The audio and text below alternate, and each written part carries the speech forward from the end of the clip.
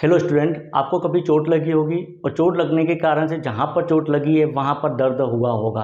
तो आज हम इसी दर्द के बारे में पढ़ेंगे कि ये पेन जो होता है उसकी क्या मैकेनिज्म है या पेन जो होता है वो कैसे होता है। साथ ही हम बात करेंगे दर्द जो है उसके कम करने के लिए जो दवाइयाँ काम में ली जाती है वो काम कैसे करती है।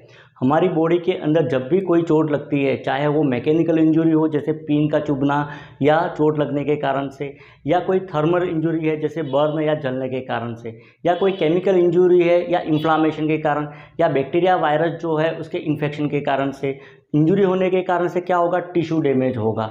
अब जो टिश्यू होते हैं वो बने होते हैं सेल से, और सेल जो होती है उसके अंदर होती है सेल मेम्ब्रेन। और हमने पहले क्लास में पढ़ा था कि सेल मेम्ब्रेन जो होती है वो बनी होती है फॉस्फोलिपिड मॉलिक्यूल्स की या फॉस्फोलिपिड अणुओं की।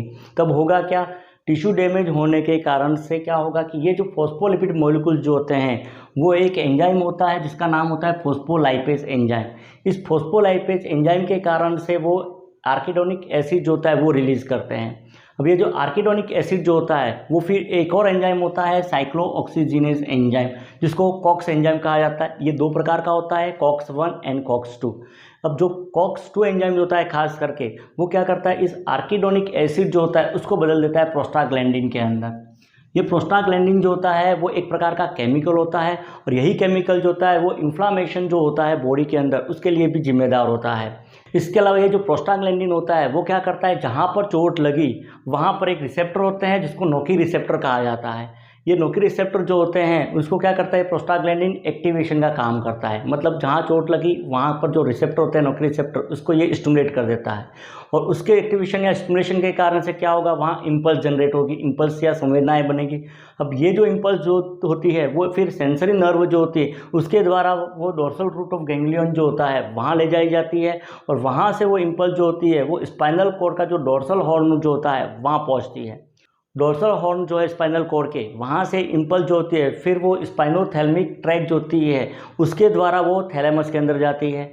थैलेमस से ये जो इम्पल्स जो होती है वो फिर पहुँचती है सेरिब्रम के अंदर। सेरिब्रम की खास करके कॉर्टेक्स पार्ट जो होता है, जो कि सेंसरी पार्ट होता है, वो क्या करता है, पूरी बॉडी से जो इम्पल्स जो है वो रिसीव करने का काम करता है।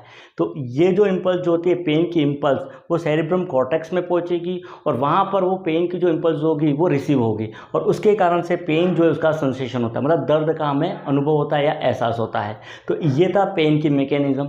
अब पेन जो है उसको कम करने के लिए क्या काम में लेते हैं, तो पेन जो है उसको कम करने के लिए जो ड्रग काम में ली जाती है उसको कहा जाता है एनाल्जेसिक।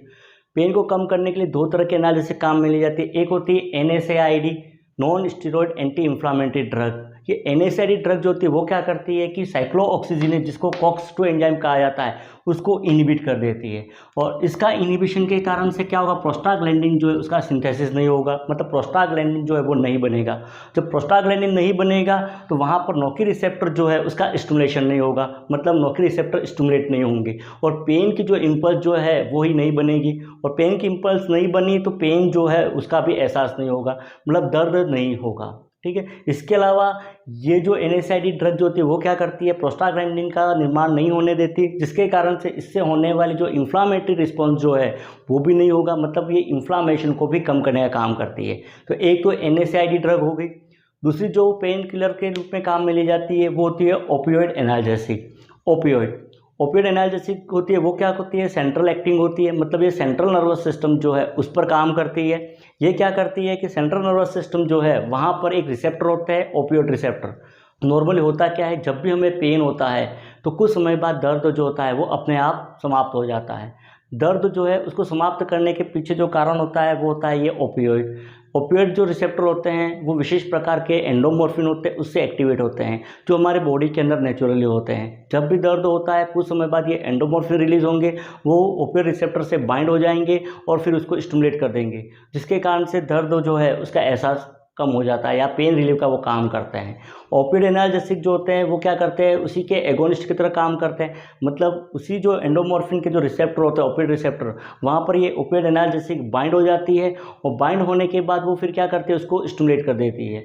उसके कारण से वहाँ पर क्या होगा कि जो पेन जो है वो सबसाइड हो जाएगा, मतलब पेन जो है रिलीव हो जाएगा। तो इस तरीके से दो ड्रग जो होती है NSAID और ओपियोइड एनाल्जेसिक, दो काम में ली जाती है। तो ये था पेन जो उसका मैकेनिज़्म और पेन को कम करने के लिए काम में ली जाने वाली एनाल्जेसिक जो है उसका एक्शन कैसे होती है, मतलब को काम कैसे करते हैं उसके बारे में इसको शॉर्ट में हमने पढ़ा। और वीडियो के अंदर हम इसको डिटेल में पढ़ेंगे। और वीडियो देखने के लिए आप चैनल को सब्सक्राइब कीजिए। Thank you.